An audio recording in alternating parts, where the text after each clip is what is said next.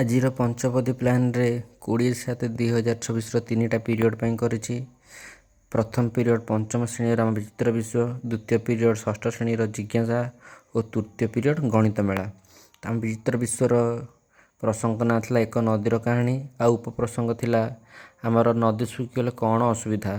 ଅତିଥିରେ ରହିବ ପିଲାମାନଙ୍କୁ ପଚରା ହେବ ଖରାଦିନେ ନଦୀ ଶୁଖିବାର ଦେଖିଛ ନା ନାହିଁ, ଆଉ ବୋଧରେ ରହିବ ନଦୀ ଶୁଖିଗଲେ କ'ଣ ଅସୁବିଧା ହୁଏ ତାହା ମୁଁ ବୁଝେଇବି।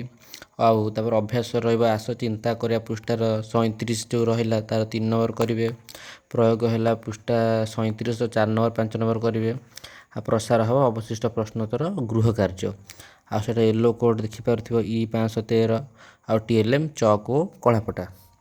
ତାପରେ ସେକେଣ୍ଡ ପିରିୟଡ଼ ଷଷ୍ଠ ଜିଜ୍ଞାସା, ପ୍ରସଙ୍ଗ ହେଲା ସୁଷମ ଖାଦ୍ୟ ସୁସ୍ଥ ଶରୀରର ଉପାୟ। ତ ଅଧିଚି ଛୋଟ ପିଲାଙ୍କୁ ସକାଳେ ଖରାରେ କାହିଁକି ବସାଇ ଦିଆଯାଏ ତୁମେ ଦେଖିଛ କି ନାହିଁ ପଚରା ହେବ। ବୋଧ ହେଲା ଚିତ୍ର 3.5 ଦେଖାହେବ vitamin A, B, C, D ଉତ୍ସ ବିଷୟରେ ଆଲୋଚନା କରାଯିବ। ତାପରେ ଅଭ୍ୟାସ ଖାତାରେ ଲେଖିବେ ଭିଟାମିନ୍ Cରୁ ମିଳୁଥିବା 3ଟି ଖଟା ଫଳର ନାମ। ପ୍ରୟୋଗ, ଯଦି ତୁମେ ପ୍ରତିଦିନ କ୍ଷୀର ପିଉଛ ତେବେ ତୁମକୁ କେଉଁ ଭିଟାମିନ୍ ମିଳୁଛି ତାର ଚାର୍ଟ ଦେଖି କହିବେ। ପ୍ରସାର ହେଲା ସମସ୍ତ ଭିଟାମିନ୍ର ଉତ୍ସ ଗୁଡ଼ିକୁ ଥରେ ରିଭିଜନ୍ କରିବେ। ୟେଲୋ କୋଡ଼ ହେଲା SCI 601, SCI 602, SCI 603। ତାର TLM ହେଲା ବିଭିନ୍ନ ଫଳ ଓ ପନିପରିବାର ଚିତ୍ର। ତାପରେ ଥାର୍ଡ଼ ପିରିୟଡ଼ ହେଲା ତୃତୀୟ ଶ୍ରେଣୀର ଗଣିତ ମେଳା, ପ୍ରସଙ୍ଗ ଛୁଟିରେ ଆଈ ମାଆଙ୍କ ସହ। ତ ଅଧିଚି ହେଲା ମୋଟ 100ଟି ପରିବା ଅଛି, ତା ଭିତରୁ ଟମାଟୋ ଆଉ ଗାଜର ମିଶିକି ଅଛି। ଆମେ କେମିତି ଜାଣିବା କେଉଁଟା କେତେଟା ଅଛି।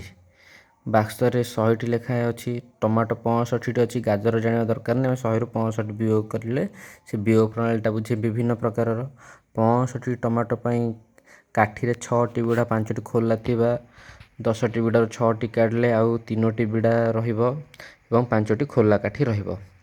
ବହିରେ ଥିବା ଶୂନ୍ୟ ସ୍ଥାନରେ ଗାଜର ସଂଖ୍ୟା 100 - 65 = 35 ପୂରଣ କରିବାକୁ କହିବେ। ଯଦି ପ୍ରସାରରେ ରହିବ 50ଟି ଟମାଟୋ ଥିବ ତାହେଲେ ଗାଜର କେତୋଟି 100ରୁ 50ରେ 50ଟି ରହିବ। ଏ କଥା ରହିଲା। ଆଉ ୟେଲୋ କୋଡ଼ M301, 302, 303 ଆଉ ତାର TLM ରହିବ କାଠି, ବିଡ଼ା ଓ କଳାପଟା। ମୋ ଚ୍ୟାନେଲକୁ ସବସ୍କ୍ରାଇବ୍ କରିବେ ଓ ମୋତେ ମୋଟିଭେଟ୍ କରିବେ ଆଗକୁ ଏମିତି ଲେସନ୍ ପ୍ଲାନ୍କୁ ୟୁଟ୍ୟୁବ୍ ଚ୍ୟାନେଲରେ ଅପଲୋଡ଼ କରିବା ପାଇଁ। ଧନ୍ୟବାଦ।